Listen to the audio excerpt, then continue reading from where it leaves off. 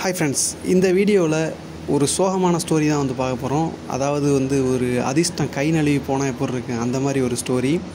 கிட்டத்தட்ட ஒரு 1.5 வருஷத்துக்கு முன்னாடி நான் இந்த கம்பெனிக்கு நான் புதுசாக வந்திருந்தேன். என்னை எம்இபியில் போட்டிருந்தாங்க. ஆயில் அண்ட் கேஸில் எங்களுக்கு இப்போதைக்கு எந்த ப்ராஜெக்டும் இல்லை, அதுவரை நீங்கள் எம்இபியில் ஒர்க் பண்ணுங்கள் அப்படின்னு சொல்லிட்டு என்னை போட்டிருந்தாங்க. அப்போ அது ஒரு காலேஜ் ப்ராஜெக்ட். அந்த ப்ராஜெக்டில் நான் எம்இபி கியூசியாக போய் ஜாயின் பண்ணியிருந்தேன். அந்த இடத்துல ஜூனியர் மெக்கானிக்கல் இன்ஜினியர் அப்படின்னு சொல்லிட்டு ஒருத்தர் இருந்தார். அவர் பேர் ஷாம். ஆக்சுவலி அவரோட ஒரிஜினல் நேமை நான் சொல்ல விரும்பலை. அவர் ஒரு ஹைதராபாதி. அவர் இந்த கம்பெனிக்கு அந்த டைமில் அவர் 1 இயர் ஆயிருந்துச்சு. அவர் 2019 pass out, BE mechanical 2019 pass out. 2020 அதாவது டிகிரி முடித்து கரெக்டாக 5 மாதத்துலேயே அவருக்கு ஜாபு கிடச்சிருக்கு. அவருக்கு எப்படி இந்த ஜாபு கிடச்சி அப்படின்னா, அவரோட கசின் ஒருத்தர் இங்கே கத்தாரில் அஷ்கால் அப்படின்னு சொல்லிட்டு ஒரு கம்பெனி இருக்குது.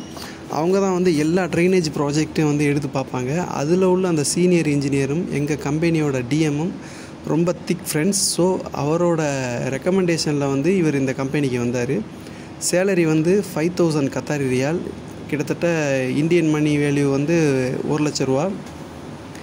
அப்போ இவர் இங்கே வந்ததுக்கப்புறம் இவருக்கு அவங்க கொடுத்த position junior mechanical engineer. But இவர் ஒர்க் பண்ணது ஒரு கியூஏக்யூசியாக தான் ஒர்க் பண்ணிக்கிட்டு இருந்தாப்புல. இங்கே இவருக்குன்னு என்ன ஜாப் அப்படின்னு சொல்லி பார்த்தோம்னா, கன்ஸ்ட்ரக்ஷனில் ஒரு ஒர்க்கு முடியுது அப்படின்னா அவங்க இவருக்கு நோட்டிஃபை பண்ணிடுவாங்க.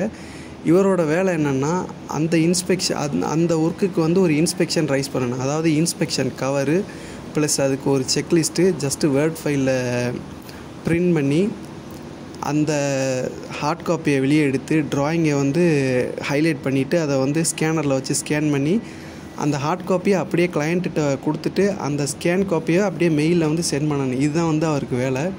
ஒரு நாளைக்கு மிஞ்சி போனால் 10 நிமிஷம் கூட அவருக்கு வேலை கிடையாது. மற்ற நேரம் ஃபுல்லாக அவர் வாட்ஸ்அப்பு, யூடியூப்பு, ஃபேஸ்புக்கு அந்த மாதிரி தான் உட்காந்துருப்பாப்புல. அவருக்கு ஸ்டார்டிங்கில் இருந்த ஏதோ வேலை கிடச்சிருச்சு அப்படிங்கிற ஒரு என்ன சொல்கிறது, இதுவே எனக்கு போதும் அப்படிங்கிற மாதிரி இருந்துட்டாப்புல. மற்றபடி நம்ம ஒரு ஃப்ரெஷரு, இதுக்கு முன்னாடி இந்த இண்டஸ்ட்ரீஸ் நாலேஜ் எதுவுமே நம்மளுக்கு கிடையாது, இந்தியாவிலையும் நம்ம எங்கேயுமே ஒர்க் பண்ணது கிடையாது, இங்கே ஏதாச்சும் கற்றுக்குறோமே அந்த மாதிரி ஒரு எண்ணம் அவருக்கு வரவே இல்லை. ஜஸ்ட் ஏதோ காலையில் வர்றது, அவங்க சொல்கிற வேலையை செஞ்சுட்டு போகிறது, இந்த மாதிரியே இருந்தாப்புல. கடைசி வரை எதுவுமே கற்றுக்கல. ஒரு கிட்டத்தட்ட இதே மாதிரி ஒரு 1 இயர் ஓடிடுச்சு. 1 இயர் ஓடினதுக்கப்புறம் என்ன ஆச்சு அப்படின்னா, அந்த ப்ராஜெக்டோட ஹேண்டிங் ஓவர் ஸ்டேஜில் நிறைய டாக்குமெண்ட்ஸ் நம்ம கிளையண்ட்டுக்கு சப்மிட் பண்ணுற மாதிரி இருக்கும். அதில் மெயினாக ஆப்ரேஷன் அண்ட் மெயின்டெனன்ஸ் மேனுவல் அப்படின்னு சொல்லுவாங்க. நம்ம எந்தெந்த சிஸ்டம்லாம் இன்ஸ்டால் பண்ணி கொடுத்தோமோ அந்த சிஸ்டம்ஸுக்கெலாம் இந்த ஆப்ரேஷன் மேனுவல் ரெடி பண்ணணும். அதில் ஃபுல் டீட்டெயில்ஸ் இருக்கும். அந்த சிஸ்டம் பற்றியும் நம்ம கம்பெனி பற்றியும் ஃபுல் டீட்டெயில்ஸ் இருக்கும்.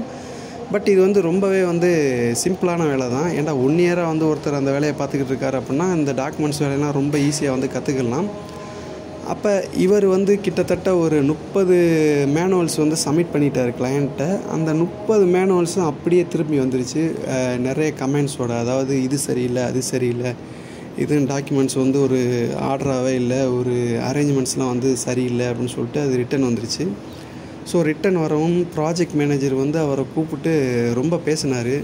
உங்களை நம்பி நாங்கள் இவ்வளோ பெரிய இதை கொடுத்தோம், உங்களுக்கு வேறு எந்த வேலையும் கொடுக்கல, ஆனால் நீங்கள் இவ்வளோ கேர்லெஸ்ஸாக நீங்கள் ஒர்க் பண்ணியிருக்கீங்களே அப்படின்னு சொன்னதுக்கப்புறம் இவர் அதுக்கு எதுவுமே சொல்லலை. அதாவது நான் அடுத்த டைம் இந்த மாதிரி பண்ணி கொடுக்குறேன், அடுத்த ரிவிஷனில் அதை நான் கரெக்ட் பண்ணி கொடுக்குறேன், அந்த மாதிரி எந்த ஒரு விஷயமா அவர் அந்த இடத்துல சொல்லலை. சும்மா அப்படியே சைலண்ட்டாகவே நின்றுட்டு போயிட்டார். ஸோ செகண்ட் டைம் அவர்கிட்ட மறுபடி அந்த 30 மேனுவல்ஸ் ரிட்டன் வருது. இதை திருப்பி அந்த கமெண்ட்ஸை ஃபுல்லாக படித்து பார்த்துட்டு திருப்பி அதை ரீசப்மிட் பண்ணுங்கள் அப்படின்னு. இந்த டைம் அவர் என்ன பண்ணுறாருன்னா, ரொம்ப லேசியாக ஒரு நாளைக்கு 1, 2 இந்த மாதிரி தான் சப்மிட் பண்ணிக்கிட்டு இருந்தார். இது போக அவர் என்னோடய ரூம்மேட்டு தான். நானும் அவரும் ஒரே ரூமில் தான் இருந்தோம். ரூம்லேயுமே அவர் அந்த அளவு ரூமுக்கு வந்தாலும் ஏதாச்சும் ஒரு டவுட்டு கேட்குறது அந்த மாதிரிலாம் எதுவுமே பண்ண மாட்டாப்புல. யார்ட்டையுமே எதுவும் அவளை அதிகமாக வச்சுக்கிற மாட்டாப்புல. மொத்தத்தில் அவருக்கு இந்த வேலையில் இன்ட்ரெஸ்ட் அப்படின்னு ஒன்று கிடையாது. பட் ஏதோ நம்மளுக்கு சேலரி வருது, அதுக்காக நம்ம வேலைக்கு போகணும் அப்படின்னு சொல்லிட்டு பண்ணிக்கிட்டு இருந்தாப்புல.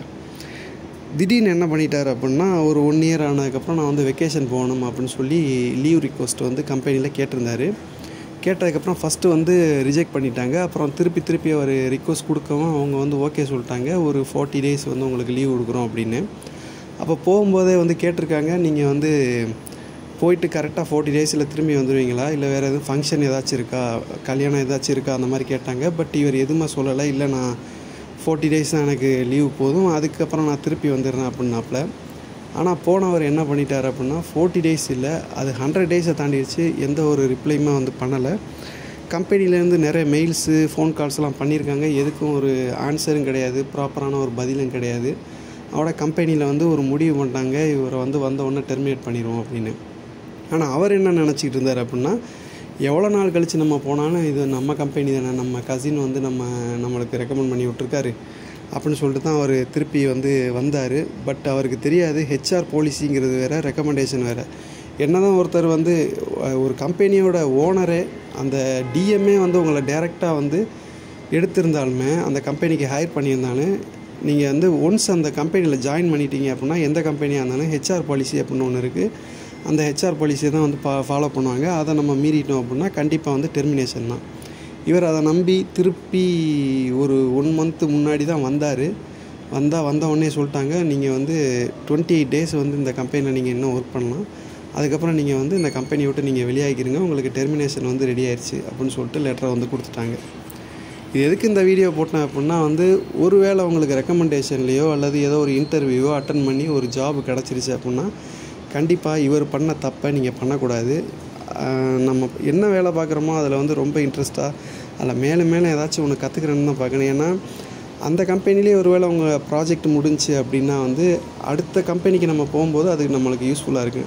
சும்மா போனால் வந்தோம் அப்படின்னு இருந்தோம்னா எந்த விஷயமும் நம்ம கற்றுக்கிற முடியாது, அடுத்த இன்டர்வியூவில் நம்ம வந்து பெர்ஃபார்ம் பண்ணவே முடியாது. ஓகே ஃப்ரெண்ட்ஸ், இவ்வளோ தான் இந்த வீடியோ. இந்த வீடியோ கண்டிப்பாக எல்லாத்துக்கும் பிடிச்சிருக்குன்னு நினைக்கிறேன். வீடியோ பிடிச்சிருந்தால் லைக் பண்ணுங்கள், ஏதாச்சும் டவுட்னா கமெண்ட் பண்ணுங்கள், உங்கள் ஃப்ரெண்ட்ஸுக்கும் வந்து ஷேர் பண்ணுங்கள். ஃபஸ்ட் டைம் என்னோடய வீடியோ பார்க்குறீங்கன்னா சப்ஸ்கிரைப் பண்ணிக்கிறீங்க. தேங்க்ஸ் ஃபார் வாட்சிங்.